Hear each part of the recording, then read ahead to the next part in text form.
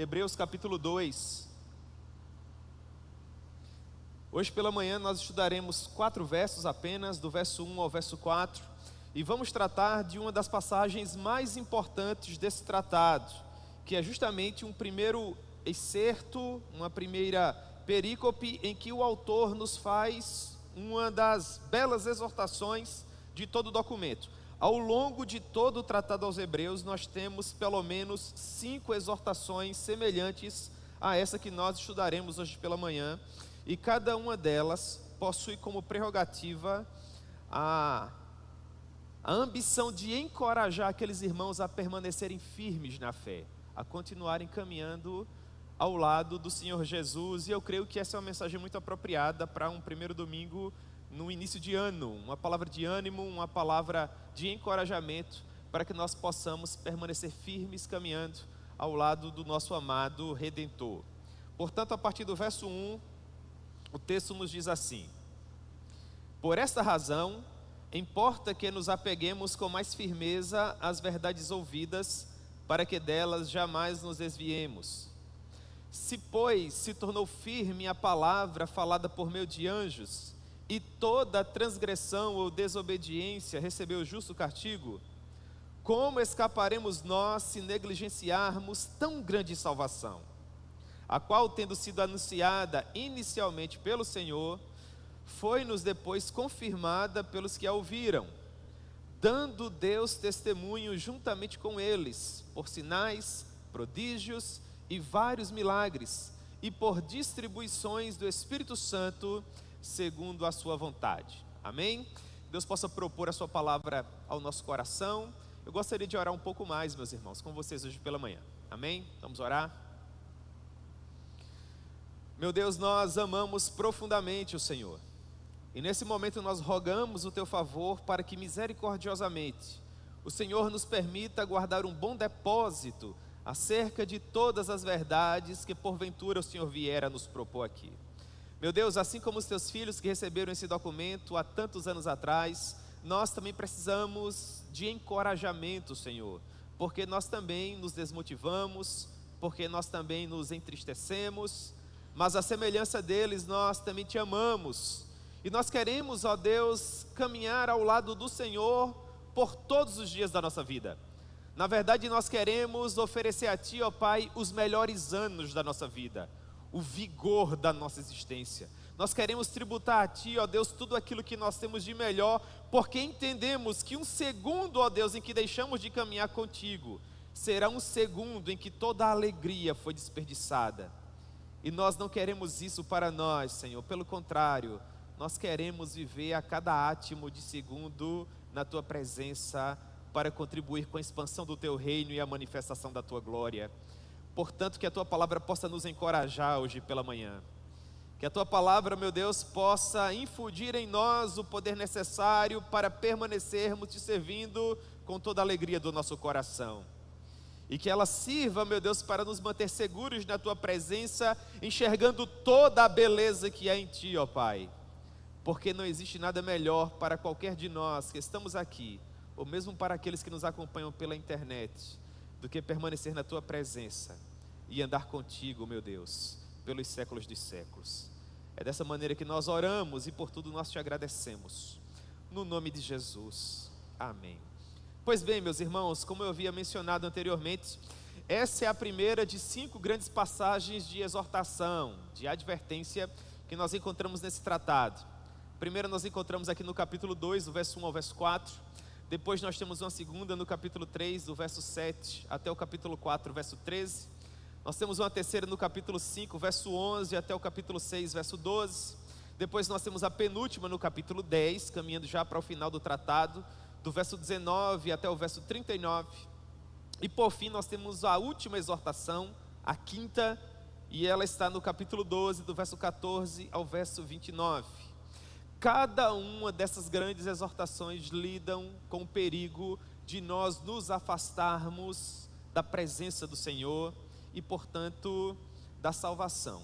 Eu quero acreditar, e isso vai ser bem retratado no capítulo 6 desse tratado, que aqueles que infelizmente naufragam na fé, esses Esses não compreenderam em toda a sua exuberância a mensagem da cruz ensanguentada. Portanto, eram cristãos nominais. Ainda que eles tenham caminhado muitos anos na igreja, ainda que eles tenham experimentado dos poderes do mundo vindouro e tenham servido como ferramentas nas mãos do Senhor, estes, infelizmente, conheceram a Deus apenas intelectualmente falando, mas nunca se entregaram a Ele verdadeiramente.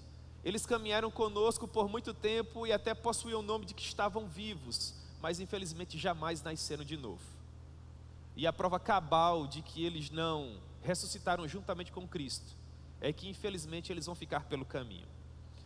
Meus irmãos, a simples menção de um comentário como esse deveria nos fazer estremecer. Um cristão que verdadeiramente nasceu de novo, ele deve estremecer pelo simples fato de pensar que ele pode não chegar às portas douradas da Jerusalém Celestial. Porque se você não chegar às portas douradas da Jerusalém Celestial, se você não ouvir com seus próprios ouvidos: vinde, benditos de meu Pai, para o reino que eu vos preparei desde antes da fundação dos séculos, a sua vida na verdade não passou de uma grande farsa. E você desperdiçou a oportunidade de ser feliz neste torrão chamado planeta Terra e gozar de uma felicidade eterna por todos os séculos na presença do Rei dos Reis e do Senhor dos Senhores. É por isso, pela urgência e pela necessidade e pela importância dessa reflexão, que o pregador congregacional Martin Lloyd Jones, quando pregava a sua série de mensagens em Hebreus, na capela de Westminster, pregou 5 vezes seguidas essa mesma passagem para o seu público. Ele queria que a sua congregação desse ouvidos à palavra que diz: por essa razão, importa que nos apeguemos com mais firmeza às verdades ouvidas, para que delas jamais nos desviemos. 5 vezes, 4 versículos, irmãos. Na edição condensada, isso dá cerca de 60 páginas. Aquele poderoso pregador queria ter a certeza inafastável de que o seu povo estava seguro em Cristo. Porque nós até podemos nos desmotivar, nós podemos até nos entristecer, irmãos, mas nós não podemos ficar pelo caminho. O crente genuíno, ele permanece em movimento, ele permanece caminhando, ainda que levando a preciosa semente, mesmo que chorando, porque ele sabe que um dia voltará com alegria, trazendo os seus molhos, trazendo os seus feixes. Como ser humano, você vai se desmotivar, você vai se entristecer, em algum momento você vai até pensar em desistir, mas você jamais vai poder parar. Não nos é permitido parar, irmãos, nós precisamos permanecer em movimento. A igreja que recebeu esse documento precisava permanecer em movimento. Nós não sabemos quem escreveu esse tratado, mas nós sabemos que esse homem, inteligente como era, sendo inspirado pelo Espírito Santo, queria fortalecer esses jovens cristãos hebreus, que estavam sofrendo perseguição, que estavam pensando em parar, que estavam pensando em desistir, que estavam sofrendo todo tipo de pressão. Esse homem queria fazer com que essas pessoas se encontrassem fortalecidas em Cristo, para que elas permanecessem em movimento. Para que nós possamos permanecer em movimento, nós precisamos dar ouvidos às verdades que nós temos ouvido. É isso que nós aprendemos já no primeiro verso, quando ele diz, e aqui eu reitero: por esta razão, importa que nos apeguemos com mais firmeza às verdades ouvidas, para que delas jamais nos desviemos. A pergunta é: por qual razão? É dessa maneira que ele inicia o verso 1. Por essa razão. E nós perguntamos a ele qual razão. Nós queremos saber, porque nós não queremos parar. Pelo contrário, nós queremos nos apegar a essa verdade. Mas o que é que dá autoridade a essa verdade? Por que é que nós devemos dar ouvidos a ela? Há muitas vozes, nós temos ouvido diariamente muitas vozes, há muitas pessoas falando. Há muitos que até se arrogam deuses e todos eles estão falando. E você, que quer assegurar a salvação da sua alma eterna, deve fazer uma pergunta sincera nesse momento. E a pergunta é: ó Senhor, Deus de Abraão, Isaque e Jacó, por que é que entre mentes tantas vozes eu tenho que ouvir a tua? Se você conseguir responder, meu irmão, a essa pergunta, você vai conseguir se colocar sobre uma rocha que vai te oferecer tamanha salvação. Porque você deve dar ouvidos a essa voz. porque esta é a única voz. Porque a exceção dessa voz não há nenhuma outra. É por isso que quem escreveu esse documento iniciou dizendo que este que fala conosco não é qualquer um, mas é o Deus Todo-Poderoso. Esse Deus que outrora falou muitas vezes e de muitas maneiras aos pais pelos profetas, mas que nesses últimos dias nos falou pelo Filho, que detém toda a autoridade, que é Deus Todo-Poderoso.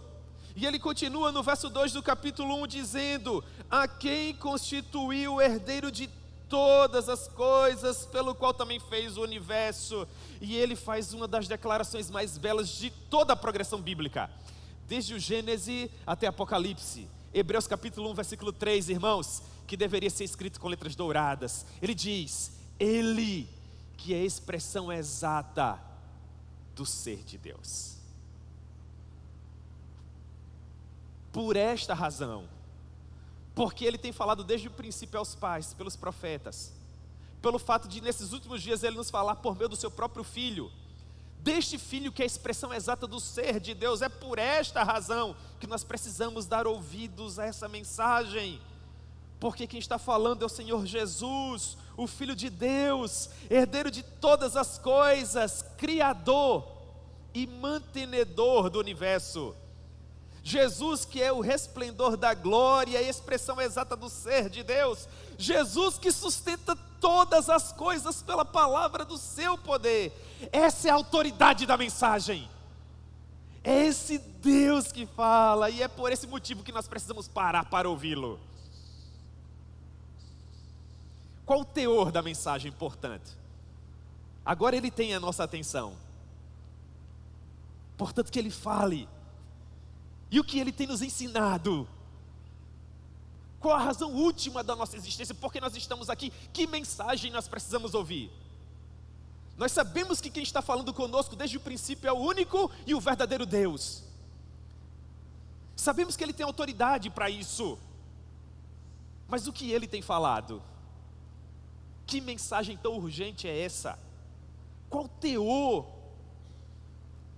Essa mensagem é tão importante porque ela é uma mensagem de vida ou morte. E o pregador é um homem entre dois mundos, dizia o John Stott. Entre a condenação eterna e a salvação eterna. O evangelista, o missionário, o pregador do evangelho, ele se encontra na encruzilhada desse caminho, implorando pela iluminação do Espírito Santo esses pecadores, para que eles escolham o bom caminho que leva à salvação. O que é que essa mensagem diz para nós, desde o princípio até agora? Ela diz que Jesus é o único caminho. Palavras dele: eu sou o caminho, a verdade e a vida, e ninguém vem ao Pai senão por mim. É isso que ele está dizendo desde o primeiro verso do Gênesis até o final. Eu sou o caminho, olhe para mim.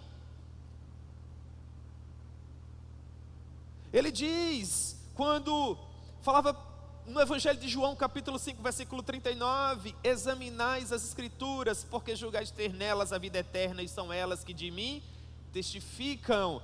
Mais uma vez ele fala em Mateus, capítulo 22, verso 29, respondeu-lhe Jesus: errais, não conhecendo as Escrituras, nem o poder de Deus. O que nós precisamos? Nós precisamos dar ouvidos a quem fala. Quem fala? Deus fala. Por que ele fala? Porque ele detém toda a autoridade. E o que ele fala? Ele nos ensina acerca do caminho da salvação. Por esta razão, você percebe como é importante? Por esta razão, e nós agora sabemos qual é. Por esta razão, importa que nos apeguemos com mais firmeza às verdades ouvidas. Essa expressão, se apegar com firmeza, vem de uma locução náutica, na língua em que o Novo Testamento foi escrito. Ela tinha a ver com um barco que, após uma longa viagem, se aproximava do seu cais, e quando ele estava prestes a atracar, uma intempérie climática o acometia, e o mar se tornava encalpelado. E o experiente capitão daquele navio, agora ele precisava vencer aquele mar bravio, aquelas ondas que se levantavam contra ele, para finalmente atracar seguro.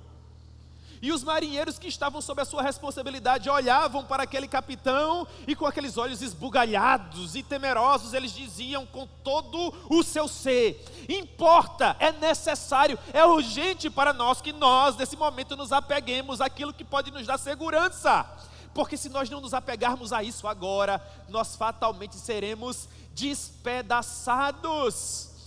Há um pregador contemporâneo que fala disso melhor que qualquer outro, na minha opinião, e ele se chama Paul Washer. E ele prega com uma urgência, irmãos, que lhe é peculiar à nossa geração, porque possui pregadores como esse que citei e ainda outros, conhecidos ou desconhecidos, não importa. A nossa geração, meus irmãos, é indesculpável, porque nós temos ouvido desde o princípio do mundo e estamos ouvindo com muita ênfase agora que nós precisamos nos apegar com a maior firmeza às verdades que nós temos ouvido, porque se nós não fizermos isso, não haverá esperança para nós, não haverá saída. Portanto, as condições do tempo podem mudar. Você que talvez se sente seguro agora em uma região confortável, talvez você não consiga estar percebendo que os dias são maus e que você precisa não procurar por mais conforto, mas se assegurar as verdades que você tem ouvido, porque por mais que nós vivamos em um país tão bom, apesar dos seus somenos, o fato é que nós estamos em guerra, irmãos. Eu lembro que há muitos anos atrás eu ouvi o pastor John Piper e ele ia comprar um sofá. E na mensagem ele diz que o vendedor, bom como era, ofereceu inúmeros, era uma loja enorme. E um daqueles sofás chamou a atenção, era um sofá bonito. O vendedor, que não era bobo nem nada, pediu para que o pastor se assentasse, o pastor se assentou. E quando o pastor se assentou, irmãos, era como que se assentasse. Meu Deus, que experiência preciosa. E o pastor olhou para aquele vendedor e disse: eu quero todos, menos esse. Não é bom ter tanto conforto. Meus irmãos, não é que nós detestemos o conforto, eu não prego contra isso. O conforto é bom e ele é bem-vindo, mas cuidado com o conforto. O conforto pode lhe dar uma falsa sensação de segurança. O conforto das suas prerrogativas, o conforto da sua experiência, o conforto do seu conhecimento, o conforto do seu título, o conforto da sua fama, pode lhe dar uma falsa sensação de segurança. Esse tratado foi escrito para servir de alerta, para nos encorajarmos a perseverarmos. Nós que precisamos permanecer de olhos bem abertos, visto que o que aconteceu com os marinheiros do exemplo que eu dei, pode estar acontecendo com muitos de nós hoje, se não com todos. Os anos vão se passando e nós vamos convivendo cada vez mais com Deus e com os nossos irmãos. Isso é ótimo e na verdade é bem-vindo. O problema é quando nós nos acostumamos tanto com isso a ponto de negligenciarmos os sinais de alerta que nos mostram que nós estamos mudando. Por não nos sentirmos tão seguros da nossa posição, da nossa teologia, da nossa experiência, do nosso prestígio, nós corremos o risco de estar sendo levados pela correnteza, porque ela pode ser sutil. No meu exemplo inicial eu falei da intempérie, eu falei da tempestade, mas há correntes marítimas que são muito sutis, que são muito tênues. Eu li a respeito de um passeio que é oferecido no Havaí. Há formações rochosas e muitas ilhas, e há corais, peixes coloridos. É uma experiência exuberante.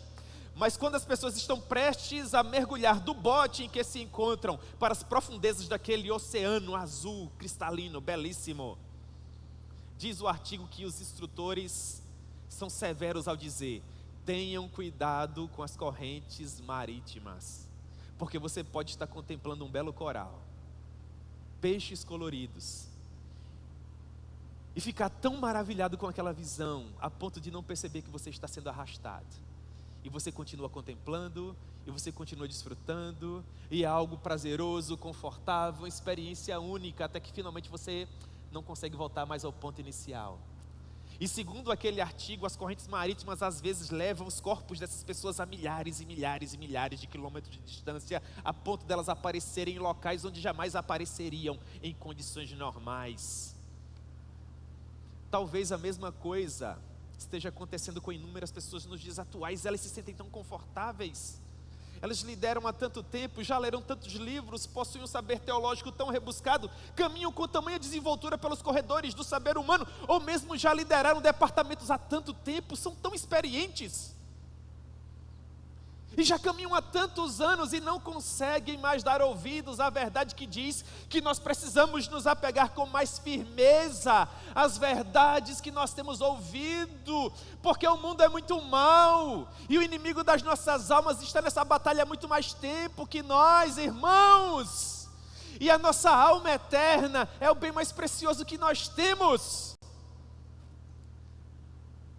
Nós precisamos continuar em movimento.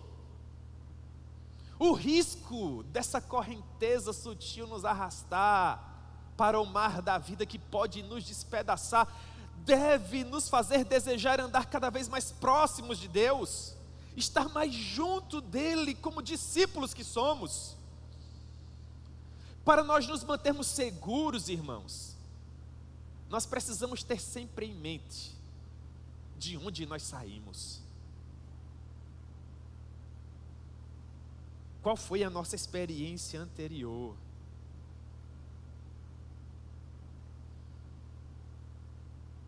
Nós precisamos ter sempre em mente de onde nós somos buscados por Deus, o que Ele fez por nós. Isso vai servir como um alerta, que nos lembrará quem realmente nós somos na economia do reino, e quão gracioso o Senhor é por ter nos trazido até aqui. Vivi algumas experiências do final do ano passado para o princípio desse ano. Experiências que me levaram ao passado, ao homem que eu já fui. E eu não quero voltar para aquele lugar.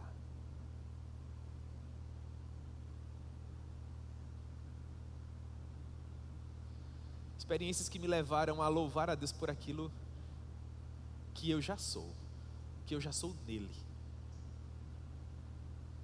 Experiências que me tornaram grato, irmãos. A reflexão de que estar aqui é um milagre, de que Ele não me deve absolutamente nada. Experiência que faz morrer as suas ambições humanas e que faz você orar com Agostinho: dá-me o que ordenas e ordenas o que quiseres. Seja feita a tua vontade, Senhor, só não me permita voltar para lá. Experiências que faz você orar com Luther King, que diz: é fato, eu ainda não sou o homem que um dia eu serei, mas louvado seja o nome do Senhor, porque hoje eu não sou mais o homem que eu era. Importa que nos apeguemos com mais firmeza às verdades outrora ouvidas, porque se nós não nos apegarmos a essa verdade, nós em determinado momento vamos nos sentir no direito de sermos servidos, de sermos vistos, de sermos valorizados, porque a experiência pode tentar trazer essa espécie de tentação ao seu coração. Porque o seu muito saber pode trazer você esse tipo de tentação.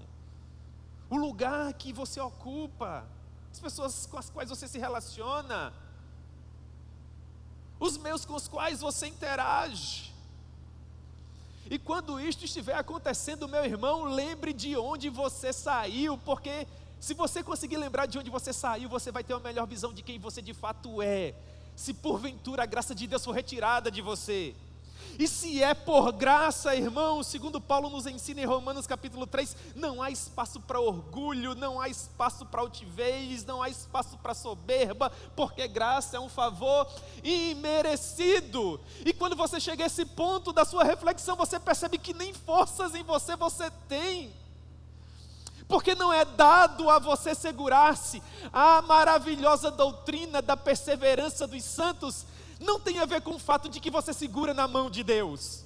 Essa maravilhosa doutrina nos ensina pelo contrário, que é Deus que segura em suas mãos. E você olha para Hebreus capítulo 2, versículo 1, que diz: importa que nos apeguemos com mais firmeza às verdades ouvidas. E você implora como um mendigo, dizendo: Senhor, por favor, não largue a minha mão, não deixe de me mostrar o caminho, não pare de preservar a minha vida, o meu nome, o meu ministério, o meu legado, o meu chamado, a minha família, porque eu não sou absolutamente nada sem o Senhor. Eu não sei lidar contra a tempestade que vem e que é perceptível, assim como eu não sei lidar contra a corrente que é sutil, qualquer delas pode me tragar. Portanto, Senhor, tenha misericórdia, tenha misericórdia. E você implora para continuar caminhando com Ele. Meus irmãos, Deus está trabalhando, a obra está sendo feita, o reino dos céus não para, nós precisamos permanecer em movimento. Em movimento. E por um milagre, Deus, durante toda essa reflexão, me trouxe às mãos esse livraço aqui. Ele é publicado pela Visão Cristã, que é o selo editorial da Consciência Cristã. Eu estou com esse livro em mãos, participei de muita coisa que aconteceu com ele, quando ele ainda não existia. Eu já tinha folheado esse livro tantas e tantas vezes, mas do dia 1º de janeiro para cá, irmãos, esse livro tem cortado na carne. O John Stott diz que há experiências em que o texto morde você. Acho que eu fui devorado por esse aqui, andando com Deus. Você não anda com Deus quando você sabe a respeito de Deus. Você não anda com Deus quando você lê sobre Deus. Você não anda com Deus quando tem um mero conhecimento técnico sobre Deus. Há muitas pessoas que sabem muito sobre Deus, mas não caminham com Deus. E esse puritano Jeremiah Burroughs, ele grita aos seus ouvidos espirituais, perguntando a você a cada capítulo: você anda com Deus? Até que chega um ponto que ele diz: eu não quero saber qual é o título que você tem, não quero saber a maneira pela qual você é conhecido na sociedade em que você se encontra. Sabe qual é o maior elogio que você pode receber? Sabe qual é o maior elogio que você pode receber? Então ele responde: o maior elogio que você pode receber é: ele anda com Deus. Ela anda com Deus. Ele diz: a verdadeira característica de uma pessoa piedosa, aquela que todos nós devemos buscar, é que ela anda com Deus. O testemunho mais elevado que pode ser dado a respeito de uma pessoa é o fato dela andar com Deus. Andar com Deus é uma elevadíssima virtude. Portanto, todo aquele que tem esse testemunho tem o testemunho mais alto que pode ser dado a uma pessoa neste mundo. Pessoas podem tecer todo tipo de elogio, mas nada é mais sublime do que este: ele anda com Deus. Nós precisamos andar com Deus. E essa piedade, esse andar com Deus, deve ser produto das verdades ouvidas. Importa que nos apeguemos com mais firmeza às verdades ouvidas. E essas verdades, elas não foram apenas mencionadas no capítulo 1, como eu já mostrei para vocês, mas elas são demonstradas em toda a palavra de Deus. É por isso que o pregador é o pregador que propõe todo o conselho de Deus. Nós precisamos pregar todo o conselho de Deus, equipando os ouvintes, equipando a igreja com as insondáveis riquezas de Cristo. Em suma, sem pregação genuína, não há piedade verdadeira. Uma depende necessariamente da outra. Você só pode se apegar com mais firmeza às verdades ouvidas se você necessariamente estiver ouvindo essas verdades. E se isso estiver acontecendo, meu irmão, não se desvie desse caminho. Porque não basta apenas caminhar com Deus, você precisa perseverar neste sublime objetivo. Por quê? Porque há muitas pessoas que começam. Na verdade, começar é bem fácil, não é? Eu lembro bem que quando eu frequentei o seminário, há uns anos atrás, a minha turma começou com 37 alunos. E nós nos formamos em 3.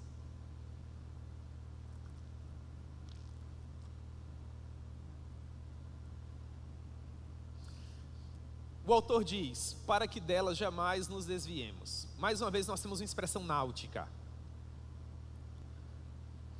A diferença é que agora, o barco ele já está no porto. Ele já está ancorado. Mas as amarras se rompem. E ele se desvia. E ele perde o foco. E sai à deriva. E o autor diz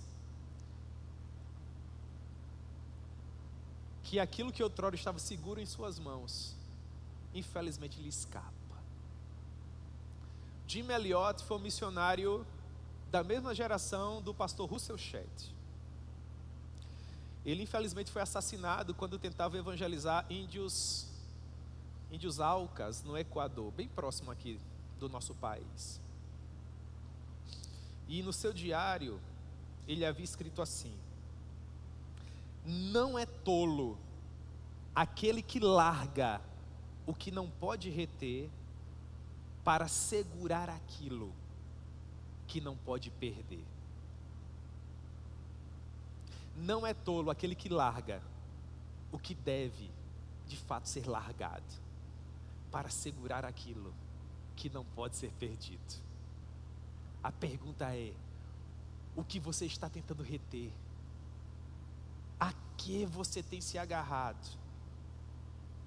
O que é que com a sua vida você tem privilegiado? Mas você não vai me responder isso com palavras, você vai me responder isso com a sua vida. Quando as pessoas olham para você, o que elas veem? Quais são as suas aspirações? O que é que você ama?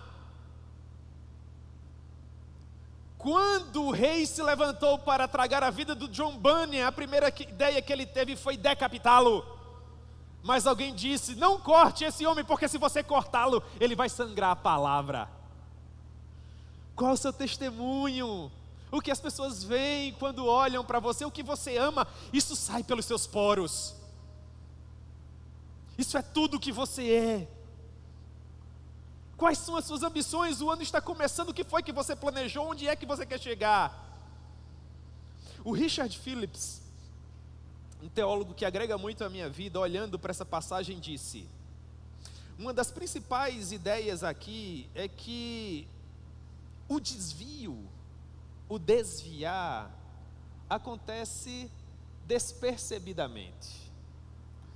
Embora as mudanças estejam acontecendo, isso ocorre quase que imperceptivelmente. Só depois, quando as consequências de fato se tornam claras, é que nós percebemos que achávamos que estávamos vivos, quando na verdade nós já estávamos mortos. Para que delas jamais nos desviemos. O pastor congregacional Jonathan Edwards viveu 5 períodos de avivamento, irmãos. 5 períodos. Um homem tão experiente, um teólogo tão rebuscado, um pregador tão festejado, que podia agora assentar-se sobre a sua fama e descansar em berço esplêndido. Preferia renunciar a tudo isso e passar horas e horas agonizando com Deus em oração, dizendo: ó Senhor, grava a eternidade nos meus olhos, que eu te veja em tudo que eu ponho aos meus olhos, não permita que eu desvie os meus olhos de ti. Essa deve ser a nossa ambição, irmãos, não nos desviarmos do nosso objetivo. Há uns anos atrás eu estava em uma livraria e vi um livro escrito pelo Iain Murray. Na minha opinião, o maior biógrafo que a comunidade evangélica já viu, à exceção de Lucas, que escreveu o livro de Atos, e o evangelho que leva o seu nome. E quando Iain Murray ele escreve a biografia de alguém, dê ouvidos a esse texto, porque ele será primoroso. Em língua portuguesa nós já temos a biografia do Martin Lloyd Jones, do Jonathan Edwards, e nós temos também a biografia do John MacArthur, e a biografia que eu via nessa livraria era do John MacArthur. E na capa da biografia estava escrito assim: servo da palavra e do rebanho.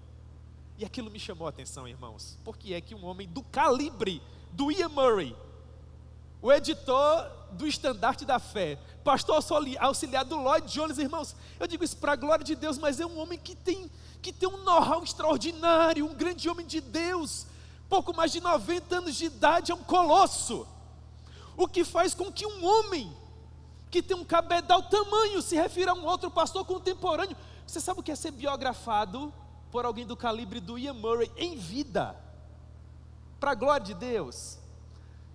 E a capa da biografia: servo da palavra e do rebanho. Qual é o sonho de todo ministro do evangelho? O que é que todo pastor deseja que seja escrito na sua lápide? Irmãos, aqui jaz fulano de tal, servo da palavra e do rebanho, apenas isso. Então eu comprei o livro pela capa, você sabia? Lá pelas tantas, alguém perguntou assim para o John MacArthur: a que você deve o ministério frutífero de mais de 50 anos? Quantos grandes homens e mulheres de Deus não caíram ao longo da jornada? No Brasil nós temos inúmeros casos, são contemporâneos nossos. Homens que caminharam com o Senhor, que experimentaram os poderes do mundo vindouro e infelizmente caíram. E estão despencando até hoje. Infelizmente a gente fala isso com o coração partido. O que foi que fez com que o Senhor permanecesse de pé em um ministério frutífero por mais de 50 anos? Sabe o que ele respondeu, irmãos? Ele disse assim: é que desde o princípio da minha caminhada eu coloquei os meus olhos naquilo que me aguarda no final, no meu objetivo, e jamais me desviei dele. Esse é o segredo. Bunyan nos diz que quando o cristão vivia às voltas na cidade da destruição, procurando acalento para sua alma, retirar o fardo pesado que ele levava nas costas, ele finalmente encontrou com o evangelista, e o evangelista lhe deu um convite, o convite que lhe garantia entrar pela Jerusalém, pelas portas douradas da Jerusalém celestial. Sabe qual foi a única advertência que o evangelista fez? Não saia do caminho. Não saia do caminho. Isso é tudo que você tem que fazer. Não sair do caminho. Não sair do caminho, meu irmão. O mundo está passando por transformações inimagináveis. O que outrora era certo, agora é errado. Posicionamentos que nós tínhamos e que não podiam mais ser discutidos, agora são plenamente relativizados. E nós estamos, irmãos, nesse verdadeiro samba de raiz.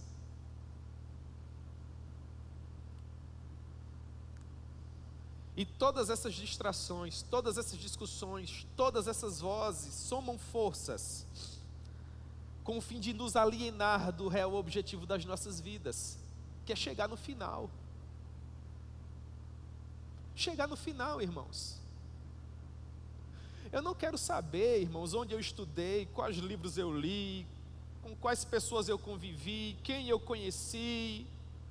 Se eu não chegar no final, de que se importa? De nada. De nada. Fora com orgulho, fora com a soberba, fora com a altivez. No final das contas, sabe o que eu preciso? Eu preciso de ajuda. Eu preciso de Deus, é verdade. É lógico que eu preciso, mas eu preciso de vocês. Preciso caminhar com vocês.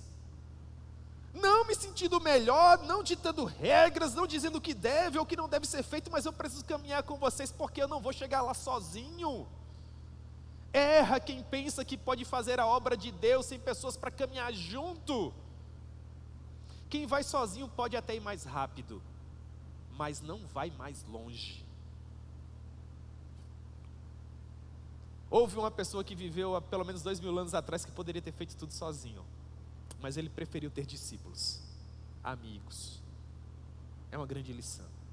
Pessoas para estarem com ele. Por esta razão, importa que nos apeguemos com mais firmeza às verdades outrora ouvidas, para que delas jamais nos desviemos. Nós precisamos andar com Deus. Houve muitos homens e mulheres que andaram com Deus. Há um que para mim é especial. Eu já tinha lido esse texto tantas vezes, mas agora eu li com Jeremiah Burroughs. Você está vendo como você precisa de ajuda? Ai, irmãos. E ele me levou um texto que eu já tinha lido esse ano. E li mais uma vez com ele, li com ajuda. Um texto que se encontra em Gênesis capítulo 5, verso 18, que diz assim: Jared viveu 162 anos e gerou a Enoque. Vocês já mataram a charada, né? Depois que gerou a Enoque, viveu Jared 800 anos. Você não tem ideia do que é isso. E teve filhos e filhas. Todos os dias de Jared foram 962 anos. 962 anos. E morreu.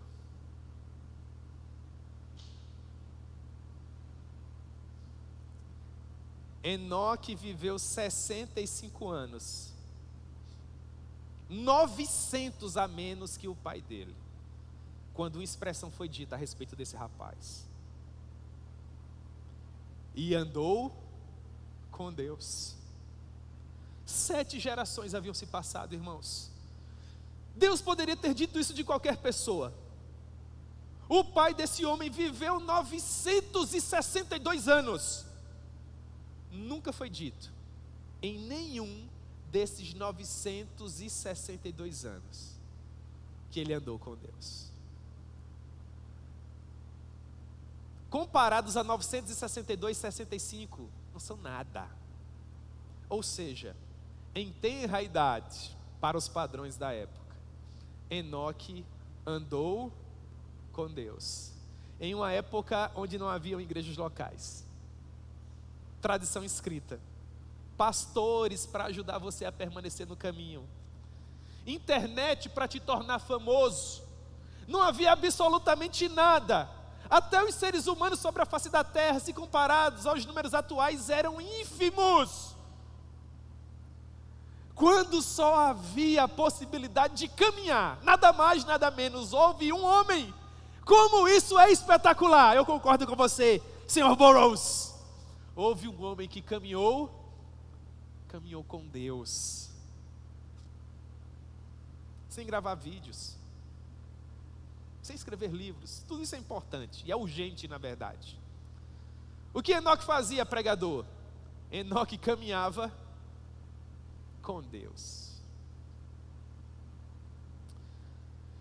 Enoque gerou a Metusalém. Depois que gerou a Metusalém, viveu 300 anos. Ele viveu mais 300 anos. Ele gerou filhos e filhas. Esse homem está caminhando para a morte. Qual o fim da vida dele? Como essa história termina? Todos os dias de Enoque foram 365 anos e Enoque andou com Deus, irmãos. Eu quero essa vida para mim. Se eu pudesse, eu retirava essa vida daqui e colocava essa vida no meu coração. Essa é a vida, meus irmãos, essa é a vida. O que você tem que fazer? Você tem que andar com Deus, do princípio ao fim, não no começo da sua jornada ou até a metade, não até quase os anos finais, não. Se você fizer apenas isso, você vai fracassar. Você precisa se apegar com mais firmeza às verdades ouvidas, para que delas você jamais se desvie. Você precisa andar com Deus. Enoque viveu 65 anos, e ele andou com Deus. Enoque viveu 365 anos e Enoque andou com Deus.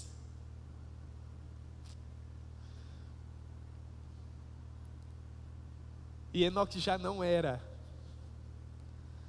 porque Deus disse assim para Enoque: já que você anda comigo na terra, agora você vai andar comigo no céu. Vai valer a pena, irmãos? Vai valer a pena. Vai valer a pena. Talvez, assim como eu, você olhe agora para esse belo verso, que abre as 5 grandes exortações de Hebreus. Você olha para Hebreus 2:1 e diga assim: eu preciso me apegar com mais firmeza àquilo que eu tenho no Senhor. E você está correto. Quero ajudar você na sua reflexão. Vamos fazer algumas perguntas retóricas. A primeira delas: meu irmão que me ouve, você é inconstante? Você desiste fácil? Você está correndo o risco de desperdiçar uma vida de alegria ao lado do Senhor? Você tem mãos trêmulas e joelhos trôpegos? Eu quero implorar algo a você: se apegue com mais firmeza àquilo que você tem ouvido. Não seja de ânimo dobre. Agora me deixe perguntar de outra forma: você tem se tornado soberbo? Acha que está acima das responsabilidades que você tem recebido? Você se sente superior às demandas que Deus tem confiado a você, não conseguindo levar em consideração aqueles que caminham ao seu lado? Você está num outro extremo, meus irmãos. Há pessoas que infelizmente não estarão no céu, porque não o desejam suficientemente. Mas infelizmente também é verdade dizer que haverá pessoas que não estarão no céu, porque o céu não está à altura dessas pessoas. Importa que nos apeguemos às verdades que nós temos ouvido. Portanto, nesses minutos finais, como nós podemos escapar de tudo isso?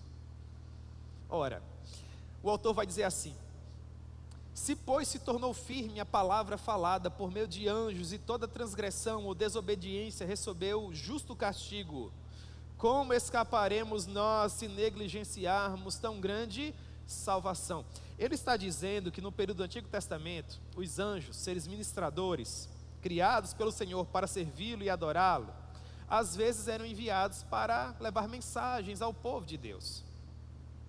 Mesmo sendo seres criados, naturalmente inferiores ao Filho, que fala nos últimos dias, quando a palavra que era entregue por esses anjos era desobedecida, Deus cobrava do povo. Então o autor está dizendo: se quando, no período passado, a mensagem entregue por anjos, quando desobedecida, era cobrada, o que Deus não fará se nós negligenciarmos a mensagem que está sendo entregue por quem? Pelo próprio Filho. Ora, os anjos são apenas anjos, Cristo é o Filho. Os anjos são meros adoradores, Cristo é adorado. Os anjos são meras criaturas, Cristo é o Criador. Os anjos são meros servos, Jesus é o Rei. A pergunta é: no meio de tantas vozes, no meio desse mundo polifônico, que voz você tem ouvido? Você pode verdadeiramente afirmar que você está ouvindo a voz de Deus? Porque você pode estar correndo o risco de estar ouvindo uma voz que não é a voz de Deus. Há muitas pessoas que frequentam comunidades de fé e que acham que estão ouvindo a voz de Deus naquele lugar, quando na verdade não estão. Lugares que se chamam igreja, mas que não são igreja de fato. Mas há parâmetros que nos auxiliam quanto a isso. Características que nós podemos levar em consideração para aferir se essa comunidade de fé é verdadeiramente genuína ou não. Você pode fazer perguntas e sondar o lugar. Há inúmeras, eu fiz pelo menos 3 ou 4 aqui. Primeira delas, que lugar Deus ocupa? Pense na liturgia. Quem está no centro? O que é privilegiado? É quem preside a liturgia? São os músicos, os cantores, é o pregador. Os olhos estão voltados para quem? Como a liturgia é preparada? O que ocupa o maior espaço? O que é privilegiado? Os olhos devem estar voltados para onde? No momento da sua maior motivação por ocasião do culto. O que está acontecendo? Quando você está mais concentrado? Quando o culto verdadeiramente começa? O ápice, o zênite dele aponta para o quê? Que lugar Deus ocupa? Uma igreja genuinamente cristã, ela deve ensinar que Deus deve ocupar o primeiro lugar. A liturgia deve apontar para a palavra. Os louvores devem nos encaminhar para a palavra. Tudo mais, irmãos, deve ter a palavra como centro. A Bíblia precisa ser regra de fé e prática. Isso nos ensina sobre piedade. Piedade não é meramente performar no momento do louvor. Piedade é tudo aquilo que você é. Piedade é seu estilo de vida que deságua no culto. Segunda pergunta: que lugar a palavra de Deus ocupa? A palavra de Deus precisa ser conhecida, compartilhada e amada. A pergunta é: que lugar essa palavra ocupa? Porque se a palavra não fala, nada mais pode falar. Se a palavra não é regra, nada mais pode ser. Se a palavra não é praticada, tudo mais perde a razão. A pergunta é: quando as pessoas pensam na sua comunidade, que ideia elas têm da palavra?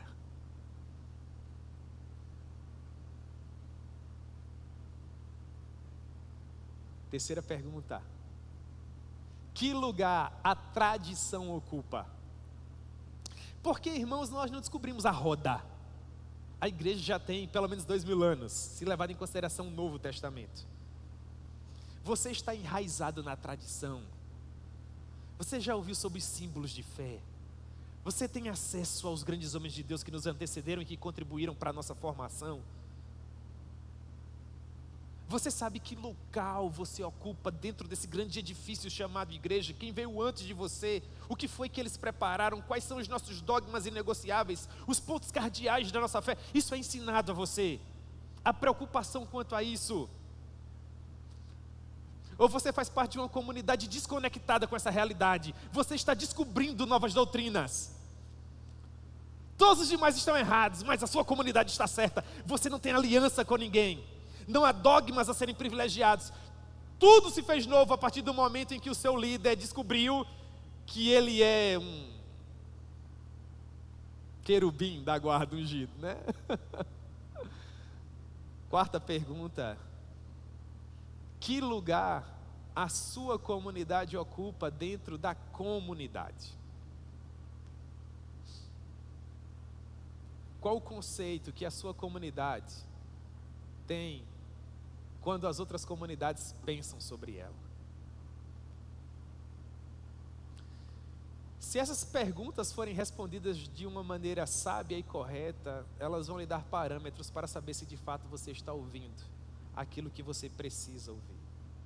Se a palavra de fato tem se tornado firme. E se você tem parâmetros de fato para ser cobrado. Porque mesmo a palavra pregada por Jesus, Deus Todo-Poderoso, foi confirmada pelos que a ouviram. O que nós chamamos de testemunho apostólico. De modo que aquilo que você tem ouvido, meu irmão, precisa ser confirmado ainda nos dias atuais. Você precisa ter parâmetros. O verso 3, a porção final diz assim: a qual, tendo sido anunciada inicialmente pelo Senhor, foi-nos depois confirmada pelos que a ouviram. A confirmação daqueles que a ouviram é justamente o que chamamos de tradição apostólica. Essa é a confirmação. E um exemplo clássico disso é o texto de 1 João capítulo 1. Texto de 1 João capítulo 1, irmãos, devia ser pregado todos os dias pelo pastor John Piper. O pastor John Piper é aquele pastor que prega com as expressões e com as mãos. E ele levanta as mãos assim, irmãos, parece que está preenchendo a igreja inteira, não é?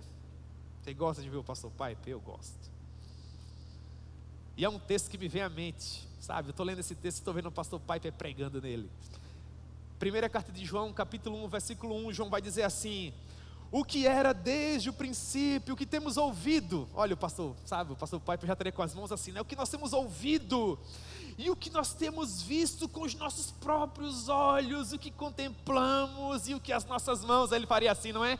Apalparam com respeito ao verbo de Deus.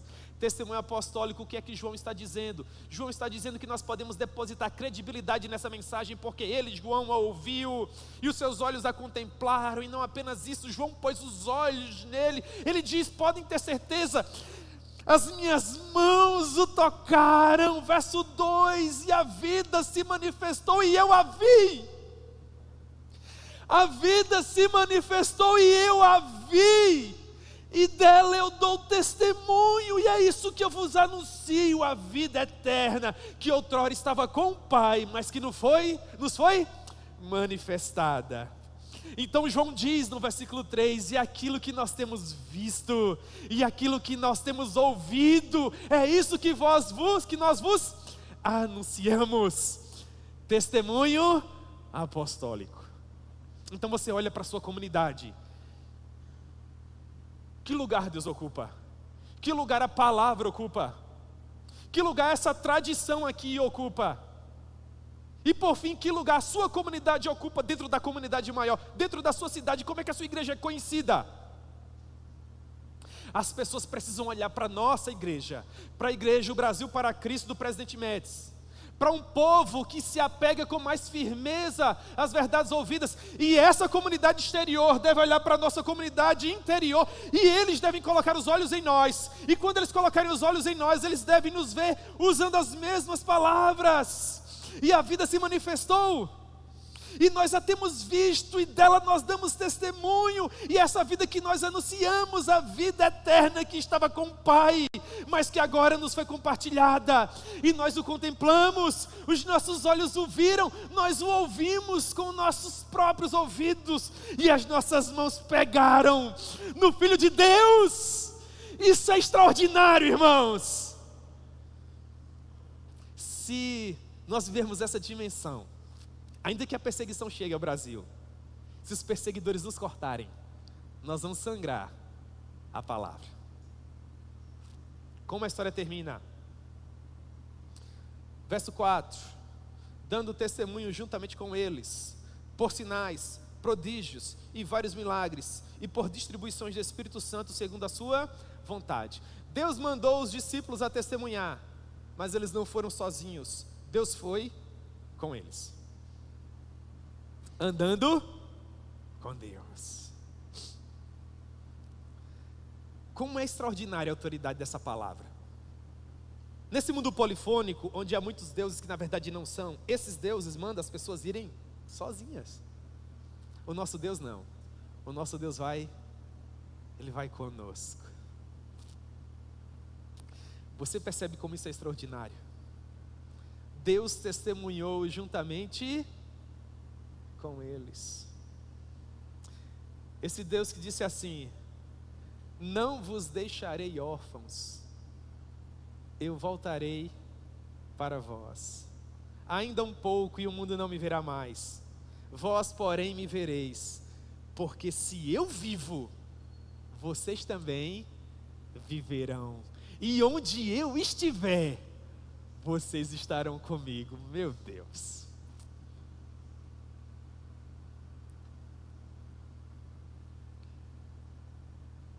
Deus testemunhou juntamente com eles, por meio de sinais e prodígios e vários milagres, e por distribuições do Espírito Santo segundo a sua vontade. Sinais, prodígios, fenômenos extraordinários, todos eles belíssimos. A pergunta é: qual o objetivo? O objetivo é dar testemunho dessa verdade que nós temos vivido, para dela jamais nos desviarmos. um texto clássico que, na minha opinião, retrata bem o que está sendo ensinado nesse verso 4. É o que nós encontramos em Atos capítulo 3.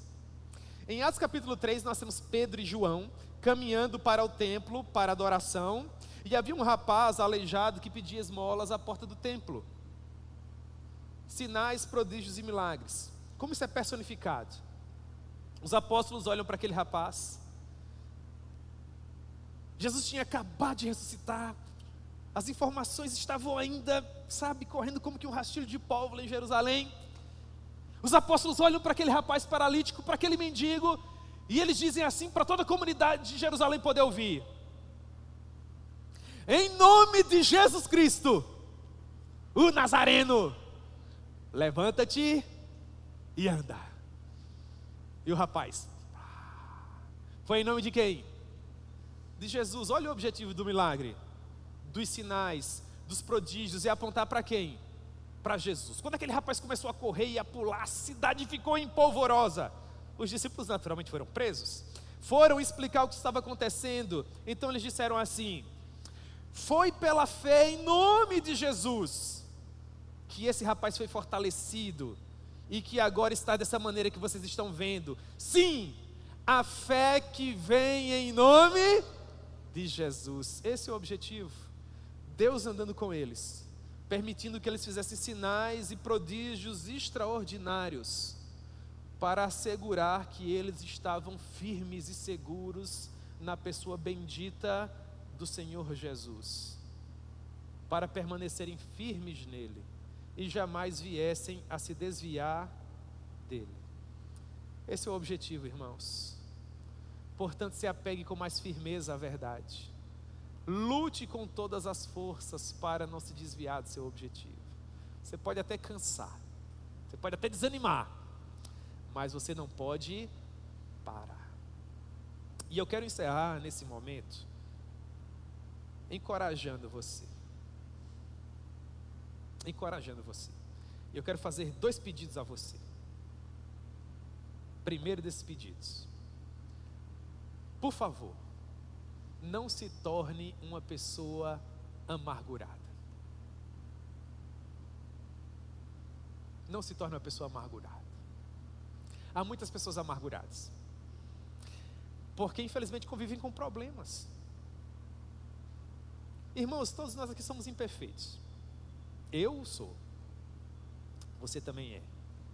Mas a imperfeição dos nossos irmãos não pode servir para nos tornar pessoas amarguradas. Você tem que aprender a lidar com o problema, sem que o problema interfira em você. Eu sei que isso não é fácil, mas é uma luta que vale a pena ser travada. Porque os problemas, eles sempre existirão. As pessoas sempre estarão tristes ou ressabiadas por qualquer motivo. Se você é líder de qualquer coisa, você vai lidar com esse tipo de coisa. E se você não guardar o coração, você pode se tornar uma pessoa amargurada, perdendo a motivação de servir ao Senhor com alegria. E isso não pode acontecer. Você entendeu? Em segundo lugar, isso aqui pode deixar você chocado, mas é verdade. Não ore para que Deus deixe de enviar problemas, porque sob um determinado aspecto os problemas são bem-vindos. Há um aspecto que diz que Deus levanta pastores, Deus levanta líderes para resolver problemas. Um pastor, um líder que não consegue mais resolver problemas é um líder ou um pastor desnecessário. Se você permanece à frente de uma demanda, é porque existem coisas a ser geridas, resolvidas, problemas a ser tratados. E se Deus quer que você permaneça ainda ali, é porque você é importante para aquilo ali. No momento em que as suas ferramentas não forem mais necessárias, esse será o momento em que você deve deixar essa missão e partir para uma outra, onde você possa resolver problemas. Então agora nós temos que equilibrar esses 2 pontos da balança. Os problemas existem, nós precisamos resolvê-los, mas eles não podem nos amargurar, eles não podem nos tornar pessoas amargas. Nós precisamos resolvê-los, mas permanecendo vibrantes e apaixonados pela palavra e pela pessoa de Deus. Um exemplo e nós terminamos.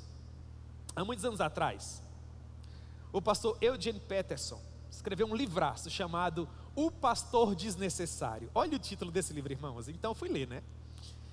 Lá pelas tantas, ele diz que havia um grupo de pastores que eram capelãos. Eles eram pastores do exército americano. E vocês sabem que os nossos irmãos americanos, vez por outra, estão envolvidos em alguma guerra para tentar resolver alguma coisa.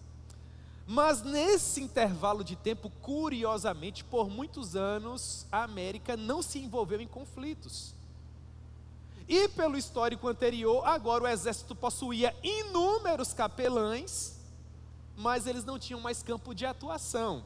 Então o exército propôs o seguinte: ou eles se tornavam soldados comuns e iam para as demandas da vida, ou então, infelizmente, eles teriam que ser demitidos, porque não haviam tantas ovelhas para o número de capelãos, porque os soldados haviam sido dispensados pelo fato de não estar havendo nenhuma guerra. Então esses capelães convidaram o pastor Eugene Nieder para trazer uma palavra de encorajamento para o comandante deles, mostrando que de fato eles eram necessários. Só que o pastor Eugene Nieder, Eugene Peterson, Eugene Nieder é outro cara, não tem nada a ver com a história.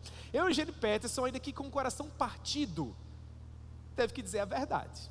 Meus irmãos, amo vocês, sou colega de ministério de vocês, mas o fato é, vocês nesse momento são desnecessários. Aí um pastor corpulento, sabe, gigante assim, fardado, se levantou, irmãos, deu um soco na mesa que os copos de plástico voaram, olhou para os colegas e disse o seguinte: nós precisamos de uma guerra. Qual a moral da história? Você precisa ser necessário. Para ser necessário, você não pode estar desmotivado. E para ser necessário, você não pode se sentir superior aos demais. Para ser necessário, você precisa andar com Deus. Amém, irmãos?